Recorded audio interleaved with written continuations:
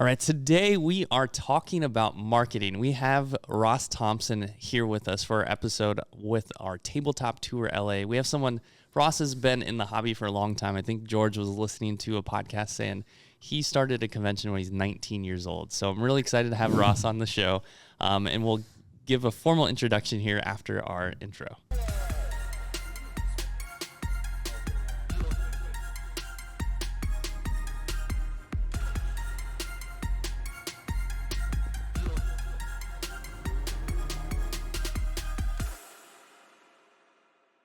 Welcome to the Dice, Cards, and Coffee videocast. I'm Dustin from BGE's Tabletop.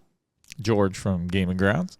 And I'm Dave from Fire and Dice. And today, like I mentioned, we have Ross Thompson on the show with us. He is former director of marketing from Atomic Mass Games, serves on the Gamut board for media and events, and runs Tabletop Jobs on Facebook. And like I said, he's been in the hobby for some time, so welcome to the show. If you don't mind introducing yourself a little bit more, Ross. Yeah, thanks for having me on, guys. I'm glad we could do this. So, as you brought up earlier, like I've been in the space for a hot minute. I started a gaming convention when I was 19 called Kingdom Con, which ran for a decade. And then I've worked at a handful of companies over the years, from Cool Money or Not. I helped with a lot of the initial Kickstarters from like Zombicide and Super Dungeon Explorer. Awesome. And then worked at USAopoly during their big hobby push when they were doing the Harry Potter Hogwarts battle and stuff like that, and Hughes and Q's. And then before I was at Atomic Mass Games, I helped over at Cephalofair Games for the Gloomhaven Grand Festival campaign, for one of the first big campaigns on backer kit for front-facing stuff with the RPG and the miniatures line and all of that. And so, I've been around for, I guess I was just reading on the Board Game Wire thing, I guess 17 years now, so which is kind of crazy. That is crazy. Right? So, yeah, it's fun. It's great. I love it. That's super cool. And today, we're really excited to have you on the show to talk about your expertise in marketing, and that's something that we are always talking about, and it's sometimes a little confusing, so I'm excited to have you on to share some insights. I want to just dive right into like your background and experience and how you got into the world of marketing for tabletop games. Yeah, that's a great question. So, I mean, back when I will just go from, like, I worked at a game store in college, and then I got into like the professional side of it because my buddies in San Diego moved to Irvine for college, and I wanted to still be able to game with them and have like a reason to go visit. So I became part of the press gang program for Privateer Press, which was like their volunteer program at the time, and where you could go run tournaments at stores and demos and cons and stuff like that. So I started running demos for them, but back in the day, Facebook was still kind of like coming up. And so we used to promote our events through like forums and like posters and things like that. And forums, right? Like we all miss that kind of stuff, right? Like Yahoo lists too and everything there. So, which is wild. So it's funny to think how much like gaming has moved from like, hey, we're doing magazines, we're doing forum posts. Now it's social media campaigns and doing all these things and stuff like that. So for a lot of like my degrees in marketing and stuff like that too, but essentially for a lot of tabletop stuff, it comes down to like discoverability, right? And you're like, where is our audience and where am I trying to communicate, right? And so like we could go over like the media toolkit of like making sure you've got your social media outline planned out, making sure you've got your newsletter stuff planned out, making sure you've got, like what are you going to be doing for trade shows and stuff and everything there. But essentially it kind of comes to like, as I was growing in the industry from the early days of crowdfunding to traditional releases to working at larger companies or like IDW with stuff like that, it's all about having that core amount of marketing that you're going to have, right? Hey, I've got my press list. Hey, I've got what my newsletters are going to look like. Hey, I've got what my social media is going to do. Because a lot of it comes down to education content and entertainment content, especially in tabletop, right? And so figuring out as a publisher, hey, I need to educate people about what my product is. They need to know what's going on. But if I want to create entertainment stuff, I can go to the influencers, I can go to the community stuff. Right. And that's where a lot of that lives on, right? So, and then as long as that funnel all works, where am I guiding them to? Is my call to action go to the website and buy a thing? Is it sign up for the newsletter, or is it just awareness? Yeah. So how do you frame marketing because you worked with a pretty big studio, Atomic Mass Games, and maybe you've helped some smaller studios. Does that marketing strategy look different for? I think some of the big things come down to. By the way, I worked at Cephalus Fair was like a 3-person company, so I've definitely done the gamut, right? And so a lot of it comes down to time versus money, right? And essentially, like if you don't have the money, then you put in the time, and then at the same time, if you've got more money, then you got to figure out where's that going to get spent, right? And so a lot of it comes down to is what's your bandwidth and where do you want to focus on, right? So essentially, when I'm going to build out a marketing plan, I'm going to figure out, cool. We've got social media. That's got all that going. How much time are we going to have? Are we going to build unique graphics? Are we going to do templated stuff? What's going on there? Do we have a newsletter list? Great. What's our current frequency that we are messaging? Are we doing once a month? Are we doing once a week? What are we already hitting, right? And then everything there. Are we currently going to conventions? Are we currently doing that kind of stuff? What does that look like? Are we currently hitting up retailers and everything there? And then once you know where your channels are, essentially from there, breaking that down into questions and doing an outline. Because it can be daunting to be like, oh my gosh, I got to post on all these things all the time and do all this stuff. But if you know, hey, we're going to be launching a convention in 200 days, right? And what are our beats going to be? We're going to have to get pre-reg. We're going to have to get event notifications. We're going to have to get parking information. So you figure out all the things you've got to beat, and then you just kind of plug it in. And you figure you work back from there, right? And then you build that narrative that way that people are excited for the story of what it is as we gear up to it. Yeah, I'm hearing planning is a absolutely. Yep. Yeah, definitely. Yeah. Never plan too much. Yeah. So on that for a brief thing, right? Like for crowdfunding, there's like everyone's launching crowdfunding campaigns and doing their whole thing, but the main thing I like saying is like, you should know what every single day is going to look like, right? So if you can plan that out, then you're not going to freak out. So same thing like with projects or with things, if you at least have your plan and you stick to that at a core level, that will help with some of those 2 a.m. brain weasel thoughts, right? Yeah. So yeah, that's great advice. Plans don't always go as planned, but as long as you have it, you feel a little more secure, a little bit, better about it. Absolutely. Yeah, there's a lot of times when you have to pivot, and I know we do it individually in our game stores, and we do it with the convention too, and I think that flexibility is really important. What are some, do you have any stories where you've had to kind of change a marketing strategy with a game or a company? Oh, absolutely. I mean, so we could use Gloomhaven as an example, right? So when Isaac and Price reached out, they were like, hey, we're going to do this Gloomhaven campaign on Backer Kit, and we want to do it with a bunch of products, not just one. So it was going to be the role-playing game, the miniatures line, Frosthaven reprint, Gloomhaven 2.0, and then Gloomhaven Buttons and Bugs, the little cute one, right? And so, which is a lot of stuff, right? In one big thing, right? And so we had to kind of figure out, okay, what's going to be, and we were going to have Isaac wanted Gloomhaven TV, so we figured out we'll do live streaming every single day and do all that stuff, but how are we going to plug in there and get that all going? And so with that, it was like, well, we can build what we know we want to have and get going, but as you get closer, maybe the rules aren't done, or maybe some of this art isn't finished yet, or we don't have the cover image. So what am I going to do for a box top or for a book cover preview if that isn't done yet? Right. So a lot of that pivoting is difficult, right? So you kind of got to figure, what are your base think? Well, the logo always works. Well, this thing always works. Everything there. So we had some times where we would have done something completely different, but we just didn't have the rules yet, or we didn't have this thing. So mainly it comes down to this thing of just if you know what you got on your base level, you can kind of get that going, which is good. So I could go into some deeper stories on that, but essentially it's wild because from what we see at the consumer end, everyone thinks everything is as produced as a Disney trailer, right? And you're like, yo, we're just two people back here rubbing things together, hoping this thing's gonna work. Yeah, hoping to make fire. Yeah, that's cool.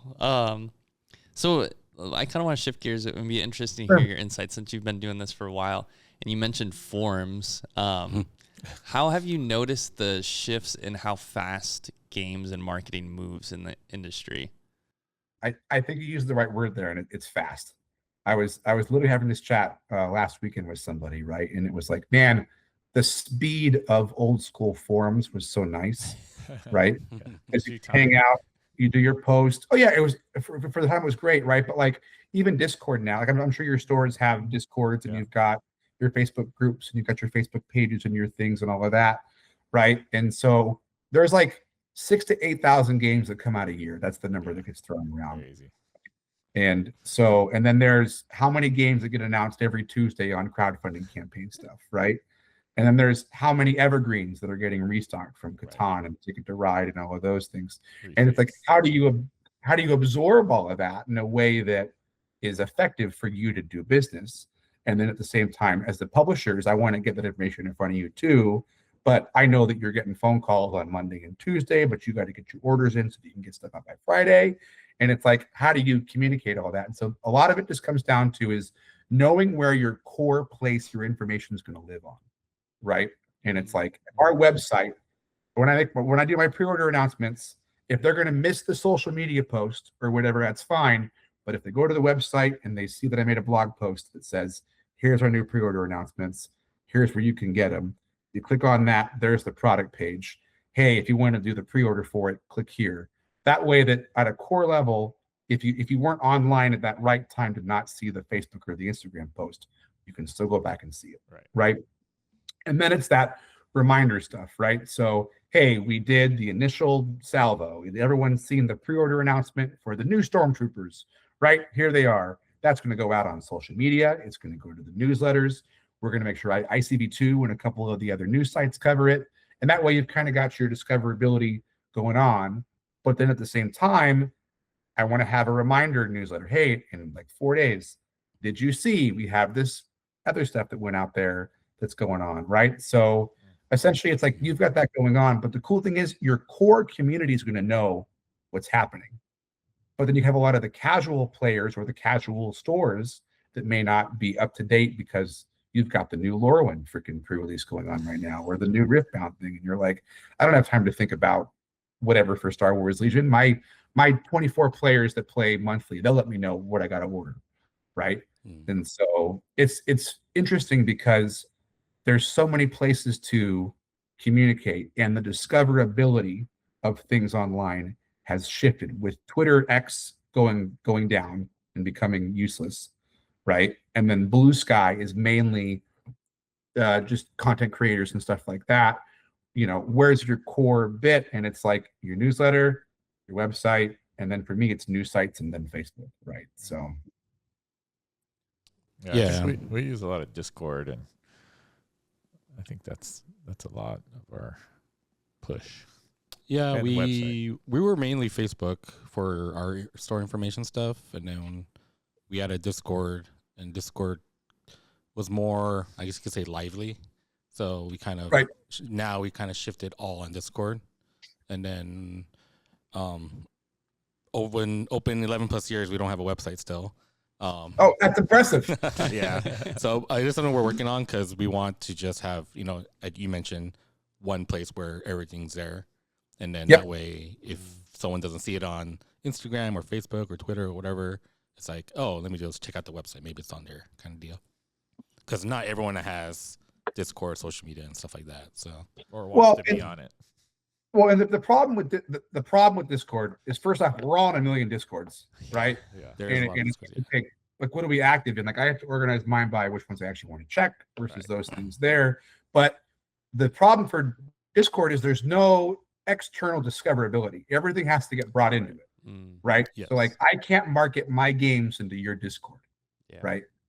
So, but if I let you know, and then your community knows, then the Star Wars Legion players are going to go, oh my gosh, the new tournament kit is out. Can you make sure that you get that through Asmodee, right? And then you're going to know about it unless your players say you got to get it, right?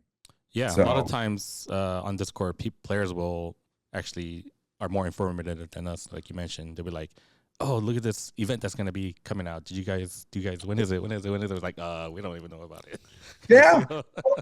Well, and then the weird part there, and this is like the classic problem that's been the way since I've been in the industry, is like then you feel like you should have known, right? For sure. But then like the distributor goes, well, we sent an email. Did you see it? And you're like, bro, my inbox every Monday is like the Hogwarts scene where all the letters are coming through the fireplace, right? Yeah. Like, so yeah. We just got separate emails recently of like customer information and then our distributors and just a basic email. It kind of helped out, but it's still like to separate them, you mean? Yeah, separated emails, but it's still flooding for the main one for distributors and industry stuff. It's still flooding pretty hard. Oh, absolutely, right. And like, and all right, and on my end, like I make sure that I'm letting all the distributors know, and then they let the stores know. Right. If I let the stores know too, now they're getting double hit up, and the information is different. And so it's like, well, how do we fix this? And the funny thing is, like, this is the same system we've been working on since like the 80s. Yeah. Right. Like, and there really is no real fix there except people powered stuff. Yep. Right. Like you've got to have a really good person at your store, and their job is going to be knowing I'm buying from these distributors. And then I'm on Board Game Geek looking at the hotness list. I'm on ICP2 looking at the new announcements. Right. And then I'm in like the Gamma Facebook group to see what's getting announced there too. But then you're still going to miss some stuff because there's just like, how are you going to know that one game was super hot? You know? Yeah. You blink an eye and just miss it. Mm-hmm. And everything's out of stock. Well, especially with Cult of New, right? It's like everybody's so focused on Cult of, oh my gosh, I got to get the new thing. I got to get all that. And that will it'll make the rounds for like a couple months. Then you got to get the new stuff there. So I've recently been actually pulling out old board games from my collection and bringing them to Board Game Night. So like old school Battlestar Galactica and like Age of Gods and a lot of these stuff there. And it's fun seeing them played up against modern stuff. Because you're like, okay, cool. I see how that engine or that mechanic has shifted. Right. But still, they're still good games, you know? Mm-hmm. So yeah, it moves so fast. It's like, the attention span is very small these days. Like, I understand like people complain about Wizards pumping out different sets, but I'm just like,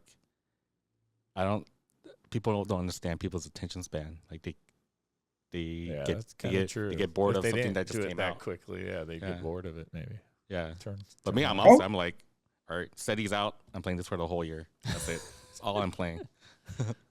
Yeah, it's funny because it's like I usually buy a box or two, and my friends will draft and we'll do some stuff there. Yeah. But like one of our friends, he's like, "Oh man, I don't even want to draft because if I draft, I'm going to get some of these cards. I'm going to have to go buy more of it. We just play Commander." And I'm like, "Yeah, we can just play Commander, but I did buy the new set and they brought us sleeves." Like, it's funny. So that's awesome. I know George and Day had some questions too. But I have some more if you guys want. Go for it. Well, mine was, I guess, kind of leading. We kind of briefly talked about it. So we don't have a website for 11 plus years. And as for like paying marketing, like on Google, Yelp, we've done, I think Yelp, like maybe for 2 months one time because you had a promotion stuff. Right. And I just wanted like for someone who's done paid marketing, like, and don't have a website, is it worth it? Just like for public location space wise. Well, first off, I'm amazed that you're saying that you have around for 11 years and don't have a website. That like almost doesn't compute in my brain, which is cool, right? But I would say meta ads are great, right? Like if I'm searching, hey, I want to go find what's going on. So like, is Instagram your big thing or Facebook or how are they? It used to be Facebook. Okay. We do have Instagram, but then we stopped posting like events on Instagram or on Facebook mainly. We have a general image we make and we post it on our Discord and Instagram now. And now Instagram's tied to Facebook, so kind of put double posts on there, sure. Right? So, but we used to like create events on Facebook, but we stopped doing that and we're just doing it on Discord. Got it. Yeah, so it's funny. So like I'm in a bunch of Southern California Find Your Game groups on Facebook and a couple other places. Mm-hmm. And like D&D and RPGs are on the huge rise right now. Minis games are on the huge rise right now. This Pokemon TCG group I'm in is hilarious to watch because it's all like the scalpers and everything like that. But it's people are hungry for that kind of stuff, right? And so you need to make the funnel for them to find where's RPGs in my area easier, right? And so if you're going to be doing digital ads for that, you just got to know where you're guiding them. I'd say totally worth it, right? But the big thing on that is they have to know what are they going to go to, right? So is it going to be like, hey, come learn to play Daggerheart, come learn to play D&D, or is it just D&D night? But if you're just saying, hey, we're a game store, people are going to need that extra invitation to come in and go, oh, hey, come learn how to play Warhammer. We're doing a big demo day. Hey, we're doing a big paint and take. Right. So like here in San Diego right now, I just hung out with this whole group called Ladies of D&D, and they're a 900-person Discord, and they run monthly D&D and Daggerheart gatherings where they're selling out right away, and they're doing like 60 to 80 people at these events, right? And they're booking out venues, and they're just playing RPGs, and they're only been around for a year, right? It's impressive.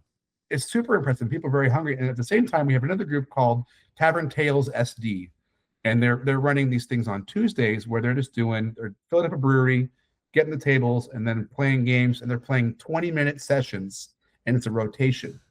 That's cool. So one DM will have the encounter with the orcs. One table will have the tavern discussions and things. One table has like you're coming into town, so you're playing one session, one full story session, but there's like 5 or 6 DMs that are doing it, and they are targeted for, hey, are you brand new? You want to get into role-playing games? Come in and do that. Well, they're selling out 40 and 50 seats almost every other week now, right? And it's like, and so they're all over Instagram promoting this stuff there, and they've been doing some other stuff like that. And so it's like people are hungry to get back in person and playing games. So I'd say for your stores, right, like the more that you can guide people with that call to action being like, come and play here for whatever game it is, that kind of stuff's really good. Yeah, I think for sure when it comes to trying to promote a new game you're trying to run at the store is very important with demos and stuff like that. Like we did Paint and Take for Warhammer 40K. We did that twice, and now we're doing a Kill Team League. We had like 14 people sign up for that. We'd also demoed for the Kill Team too. But yeah, we try to do at least an open house event once a month for people who want to learn new games. That I think that showed a really good turnaround for getting new people into a game like Star Wars. I know people are calling this dying game. Star Wars Unlimited is like dying game or whatever, but we still get new people getting into the game. Well, I mean, TCGs love to say whether a game is living or dying. Yeah, that's like that's for sure. And it's like that first year of a TCG is always going to be its golden, exciting times, but then it will settle, find its community, do its thing, and all of that. But then it goes on those communities to go, hey, we need to do. I got some friends this weekend, or in like 2 weeks that are running the Kyber Cup, and they're going to be doing this. Kyber Cup. Yeah. So they're doing this big Star Wars Unlimited thing and all that there, which is awesome. It's like they're going to get together and they're doing a whole team tournament and all this stuff. And it's like, great. So like the game is dying, quote unquote. Sure. But you know what? There's 80 players that are going to play in an event this weekend. They're going to have a good time doing that. And not everything's going to be this Magic the Gathering pre-release Friday night event all the time. Right. So that speed's hard to keep up with. Yeah. So. Yeah. I think it's very important for stores to like be more engaged with the lesser popular absolutely games, I would say. Like I see a lot of posts like, "Oh, this game is dying in my area." Because all right, what are your stores doing? They just have the product on the shelf because it's sold, right? Right. First set, and then that's it. Well, so funny enough, like earlier I was saying how I got my start in the industry by being a press king for Privateer Press, and like I would run demo nights. We'd have a league every Monday that had like 20 to 30 players. And then once my friends moved to Irvine, I started running tournaments in San Diego, Irvine, Deep LA, Vegas, and Arizona. And then I realized I was tired of driving everywhere. So I decided to run a convention. Yeah. And that was what started Kingdom Con, Because I was like, hey, I booked out a big ballroom. Everyone show up. We're going to do a big War Machine weekend. And we did. We had 200 people showed up for the first event. That's great. And then I got some clubs that ran some D&D, and I brought my board game library, and that was how it kicked off, right? Awesome. And then from there, as the convention grew, I just went and found all those different champions for those different games. Hey, these are the guys running the 40K. These are the guys running D&D. These are the guys running Pathfinder. And then you gather more of those, and they're like, oh, hey, we need more tables to run this game. And it's like, cool, as long as we can get people in the seats, let's do it. Yeah. I mean, that is pretty impressive, starting it at 19 and then running it for 10 years. That's so it's funny, right? So I went to this convention called TempleCon, which used to be the biggest War Machine and steampunk convention on the East Coast. Okay. And it would be in February, usually during Super Bowl weekend. And we'd go out there. And it was my first con I ever went to that wasn't Comic-Con San Diego. So I was an idiot and didn't look up the weather or any of those things. So I actually showed up to the event in shorts and football, and a blizzard had just hit Rhode Island. Nice.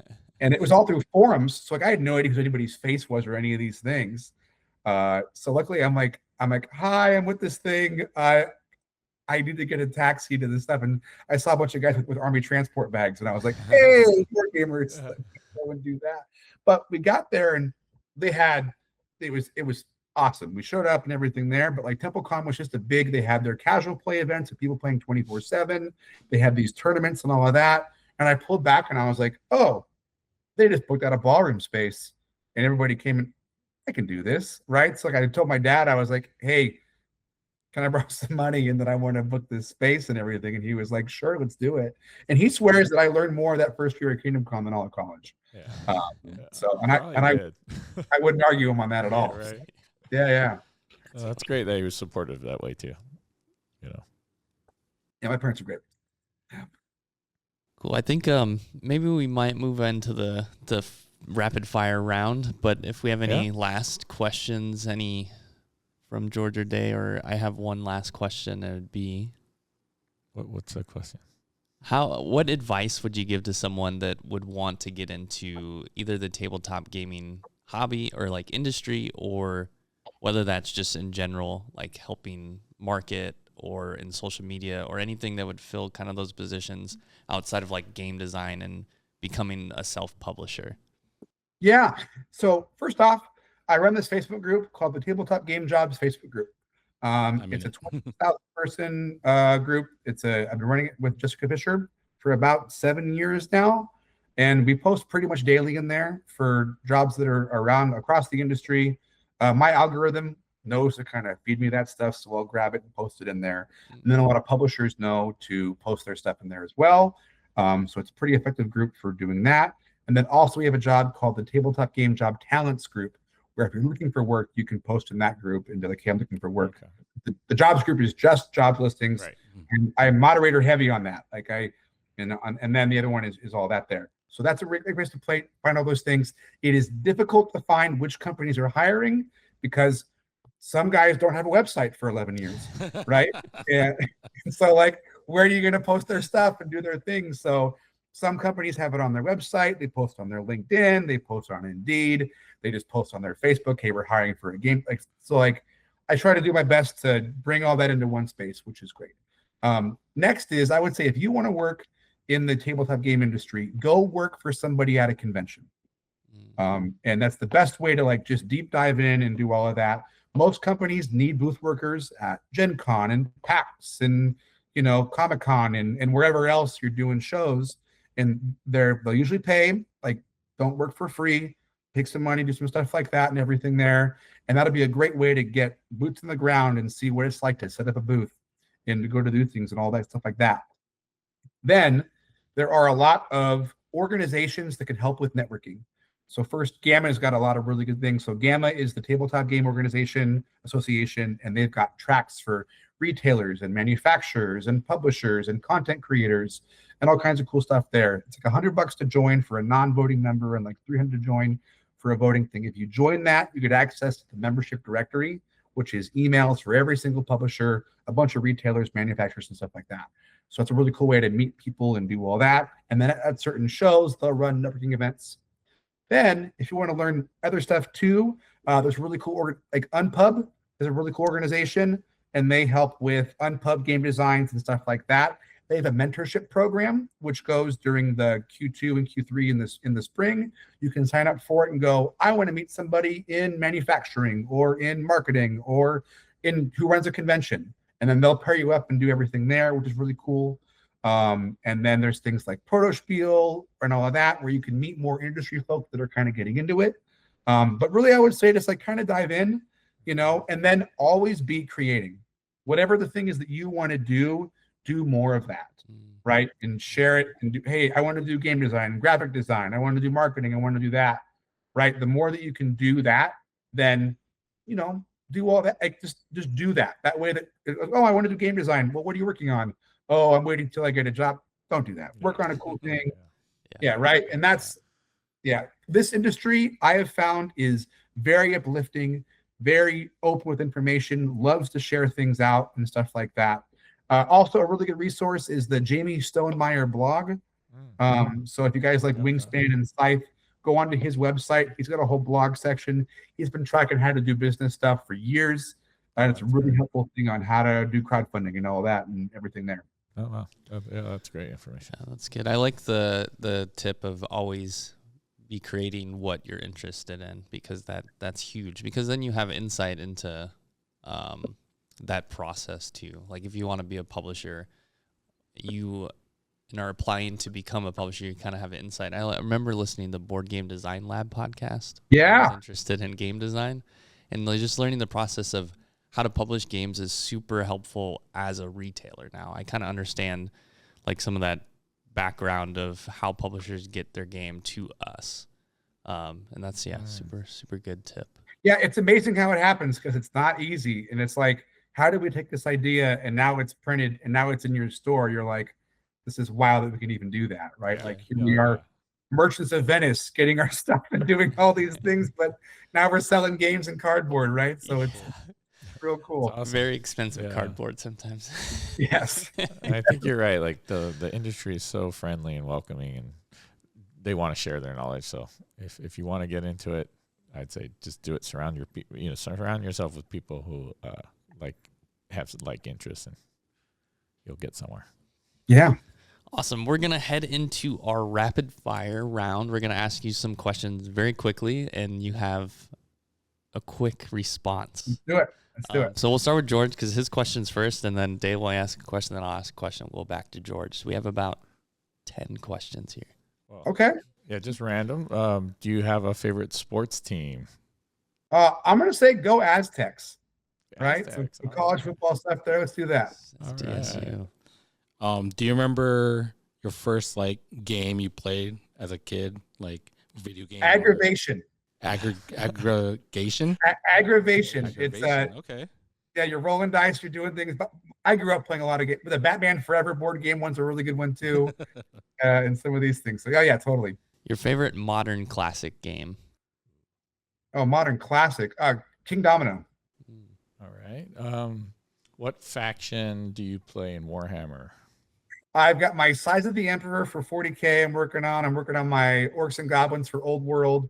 You can see my Stormcast up here for Age of Sigmar. So, yeah. Awesome. I got a few things. Favorite restaurant? Oh, man. In California, I should say. Or Yeah, sure. It's funny. I'm a big burrito guy. So I guess we could go with Taco Fiesta. Let's do that. Is that in San Diego? It is. Okay.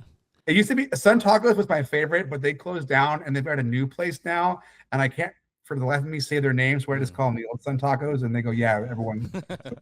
I'm like, "Great, good." What is your favorite classic game? Oh, fascinating. So sequence wouldn't count for that, right? So I guess we could probably go with I don't know. I've been playing Stratego lately. Oh, love that game. That's a good one. So yeah, right. That's a fun one. Yeah. So I love Stratego. That's a good one. How about countries you like to visit, or some of your favorite, vacation spots? I will say one of the coolest things I got to do while at Asmodee was do a lot of international travel. We got to go for Germany a lot for Spiel. We got to go over to the UK for like UK Games Expo, and I got to go to Copenhagen for Asmodee Nordics. And I have to say, I think my favorite place I went to this year was Copenhagen, or this last year was Copenhagen. It's gorgeous, and it's just so cool. They have the coolest board game cafe there called La Bastard. And they're the name. Yeah. So there's 3 of them, but they have one that's the biggest. And you guys got to go look it up. It's kind of like the living room where it's it's a coffee shop and a brewery and a thing. But they've got people there that literally, like, you walk in and you're like, you don't know what kind of board game you want, and you tell them what you're feeling, what you want to do. They'll pull the game down and teach it to you. Wow. Mm. And So- it's the biggest La Bastard. Bastard. Yeah. I bought one of their shirts because I was like, how can you not buy one? That's a good name. Right? Like that's Right. yeah. Is there a TV show you're watching or recently watched that you enjoy? So funny enough, I just rewatched all the way through Eureka. Oh wow. And because mainly I was jonesing for a show that wasn't just done in 8 episodes, because right now I feel like a lot of modern TV is like dating on Tinder, right? Like you're only getting like one thing, it's that you're in and out. But like Eureka and like all those old sci-fi shows, we're getting 26 episodes per season, and it's got a whole arc and things. You get to watch characters evolve, and they can resolve the main issue we've seen, and they can move on and grow. And you don't see that in a lot of like these 8-episode shows, man. So All right, got the last question. Your favorite hobby outside of tabletop games? I do medieval reenactment. So I'm part of the SCA, and so I do medieval sword fight. I was just at practice last night. I got some bruises you could probably see on these things here. So which is super fun. So yeah, I'm in armor like probably twice a week. And I'm fighting in a lot of tournaments and stuff like that, and I'm doing a lot of training with new guys. I used to run a sword fighting class at my house on Mondays for like 6 years back when I lived in East County. So yeah, I do a lot of that, which is fun. What's the name of that organization? So it's called the Society for Creative Anachronism. So I'll actually be up in LA this weekend for a big tournament. So we're in Southern California. We are in the Kingdom of Kaid. So it goes from San Diego to San Jose to Vegas, and we get Hawaii. And then every 6 months there's a crown tournament, and that rotates who's doing that. And then every city county is their own barony. So like San Diego is Calafia, Burbank is Altavia, LA proper is Angels, and some of those things there. So they have their own heraldry and they have their own things and do all that. The SCA has been around since the 60s. And funny enough, a lot of tabletop gaming folk also do SCA, which is pretty fascinating. So I can see the overlap on that. Yeah, it's fun. Awesome. Well, thank you so much, Ross, for joining us and sharing your insights. Before we go, though, please let folks know how they can find you. Share a little bit more about that. Yeah, sure.